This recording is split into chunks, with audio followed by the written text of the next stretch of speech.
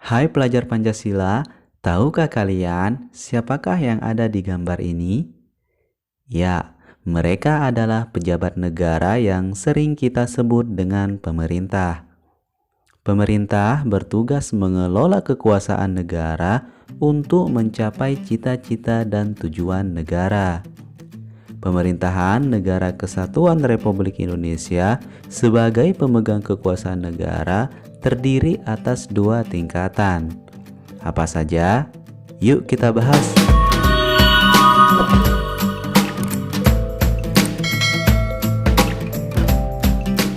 Assalamualaikum warahmatullahi wabarakatuh. Selamat datang kembali di channel Belajar Aja. Di video kali ini kita akan membahas materi PPKN kelas 10 bab 1 nilai-nilai Pancasila dalam kerangka praktik penyelenggaraan pemerintahan negara. Dengan subbab yang pertama, sistem pembagian kekuasaan negara Republik Indonesia.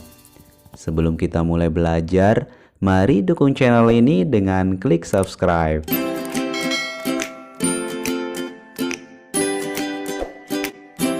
Kita mulai dari materi yang pertama, macam-macam kekuasaan negara. Kekuasaan dapat diartikan sebagai kemampuan seseorang untuk memengaruhi orang lain supaya melakukan tindakan-tindakan yang dikehendaki atau diperintahkannya. Sebagai contoh, ketika kalian sedang menonton televisi, tiba-tiba orang tua kalian menyuruh untuk belajar. Kemudian kalian mematikan televisi tersebut dan masuk ke kamar kalian untuk membaca atau menyelesaikan tugas sekolah. Contoh lain dalam kehidupan di sekolah. Kalian datang ke sekolah tidak boleh terlambat. Apabila terlambat, tentu saja kalian akan mendapatkan teguran dari guru. Kemudian, contoh dalam kehidupan di masyarakat. Ada ketentuan bahwa setiap tamu yang tinggal di wilayah itu lebih dari 24 jam wajib lapor kepada ketua RT atau RW. Artinya, setiap tamu yang datang dan tinggal lebih dari 24 jam harus lapor kepada pihak yang berwenang. Nah, contoh-contoh tersebut menggambarkan perwujudan dari kekuasaan yang dimiliki oleh seseorang atau lembaga. Lalu, apakah negara juga mempunyai kekuasaan negara? Tentu saja negara mempunyai kekuasaan. Kekuasaan negara merupakan kewenangan negara untuk mengatur seluruh rakyatnya untuk mencapai keadilan dan kemakmuran serta keteraturan. Lalu, apa saja kekuasaan negara itu? Kekuasaan negara banyak sekali macamnya. Berikut dipaparkan menurut pendapat ahli.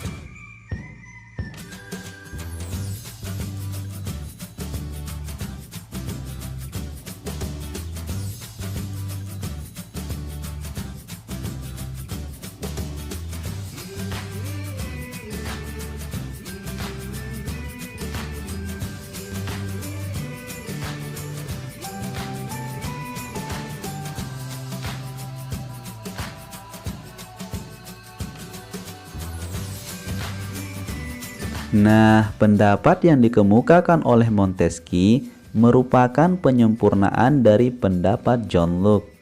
Kekuasaan federatif oleh Montesquieu dimasukkan ke dalam kekuasaan eksekutif.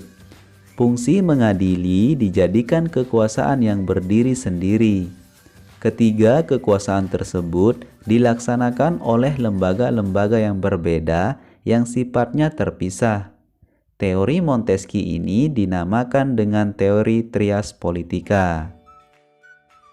Kemudian, Bagaimanakah konsep pembagian kekuasaan yang dianut negara Indonesia? Mekanisme pembagian kekuasaan di Indonesia diatur sepenuhnya di dalam Undang-Undang Dasar Negara Republik Indonesia tahun 1945. Penerapan pembagian kekuasaan di Indonesia terdiri atas dua bagian, yaitu pembagian kekuasaan secara horizontal dan pembagian kekuasaan secara vertikal. Baik, kita lihat pembagian kekuasaan secara horizontal. Pembagian kekuasaan secara horizontal yaitu pembagian kekuasaan menurut fungsi lembaga-lembaga tertentu, seperti legislatif, eksekutif, dan yudikatif. Berdasarkan Undang-Undang Dasar Negara Republik Indonesia tahun 1945, secara horizontal, pembagian kekuasaan negara dilakukan pada tingkatan pemerintahan pusat dan pemerintahan daerah. Pembagian kekuasaan pada tingkatan pemerintahan pusat berlangsung antara lembaga-lembaga negara yang sederajat. Pembagian kekuasaan pada tingkat pemerintahan pusat mengalami pergeseran setelah terjadinya perubahan Undang-Undang Dasar Negara Republik Indonesia tahun 1945. Pergeseran yang dimaksud adalah pergeseran klasifikasi kekuasaan negara yang umumnya terdiri atas 3 jenis kekuasaan seperti legislatif, eksekutif, dan yudikatif menjadi 6 kekuasaan negara. Yang pertama, presiden memegang kekuasaan eksekutif, yaitu kekuasaan untuk menjalankan undang-undang dan penyelenggaraan pemerintahan negara. Kekuasaan ini dipegang oleh presiden sebagaimana ditegaskan dalam pasal 4 ayat 1 Undang-Undang Dasar Negara Republik Indonesia tahun 1945. Yang kedua, Majelis Permusyawaratan Rakyat atau MPR memegang kekuasaan konstitutif, yaitu kekuasaan untuk mengubah dan menetapkan undang-undang dasar. Kekuasaan ini dijalankan oleh MPR sebagaimana ditegaskan dalam pasal 3 ayat 1 Undang-Undang Dasar Negara Republik Indonesia tahun 1945. Yang ketiga, Dewan Perwakilan Rakyat atau DPR memegang kekuasaan legislatif, yaitu kekuasaan untuk membentuk undang-undang. Kekuasaan ini dipegang oleh DPR sebagaimana ditegaskan dalam pasal 20 ayat 1 Undang-Undang Dasar Negara Republik Indonesia tahun 1945. Yang keempat, Mahkamah Agung dan Mahkamah Konstitusi memegang kekuasaan yudikatif atau disebut kekuasaan kehakiman, yaitu kekuasaan untuk menyelenggarakan peradilan guna menegakkan hukum dan keadilan. Kekuasaan ini dipegang oleh Mahkamah Agung dan Mahkamah Konstitusi sebagaimana ditegaskan dalam pasal 24 ayat 2 Undang-Undang Dasar Negara Republik Indonesia tahun 1945. Yang kelima, Badan Pemeriksa Keuangan atau BPK memegang kekuasaan eksaminatif atau inspektif, yaitu kekuasaan yang berhubungan dengan penyelenggaraan pemeriksaan atas pengelolaan dan tanggung jawab tentang keuangan negara. Kekuasaan ini dijalankan oleh BPK sebagaimana ditegaskan dalam pasal 23E ayat 1 Undang-Undang Dasar Negara Republik Indonesia tahun 1945. Dan yang keenam, Bank Indonesia memegang kekuasaan moneter, yaitu kekuasaan untuk menetapkan dan melaksanakan kebijakan moneter, mengatur dan menjaga kelancaran sistem pembayaran, serta memelihara kestabilan nilai rupiah. Kekuasaan ini dijalankan oleh Bank Indonesia selaku bank sentral di Indonesia sebagaimana ditegaskan dalam pasal 23D Undang-Undang Dasar Negara Republik Indonesia tahun 1945.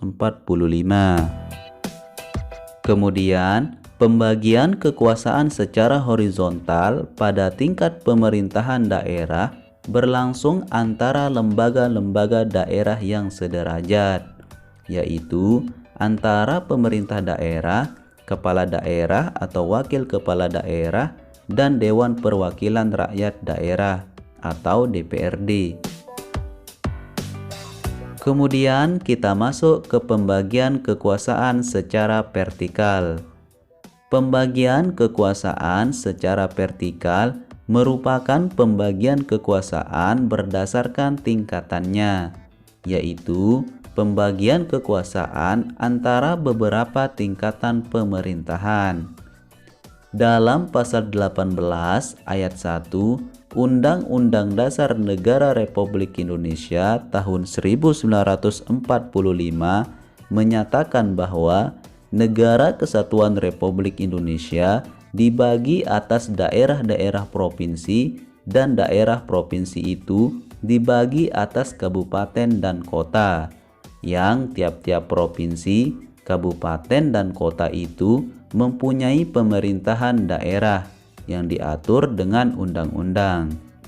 Nah, berdasarkan ketentuan tersebut, pembagian kekuasaan secara vertikal di negara Indonesia berlangsung antara pemerintahan pusat dan pemerintahan daerah, seperti pemerintahan provinsi dan pemerintahan kabupaten atau kota.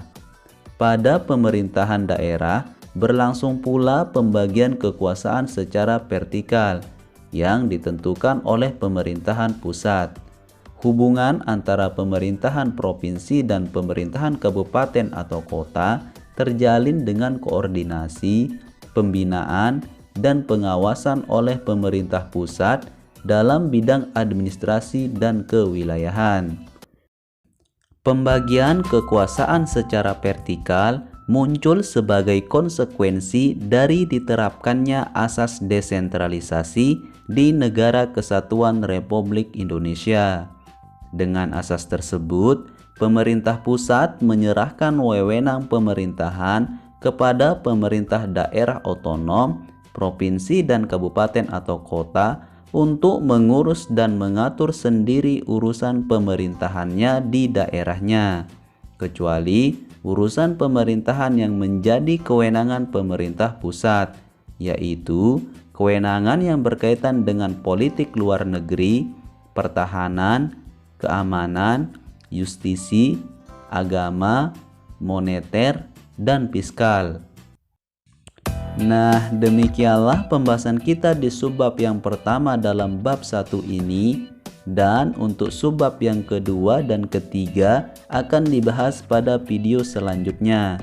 Jadi, ikuti terus channel ini dengan klik subscribe dan nyalakan loncengnya. Semoga bermanfaat dan terima kasih.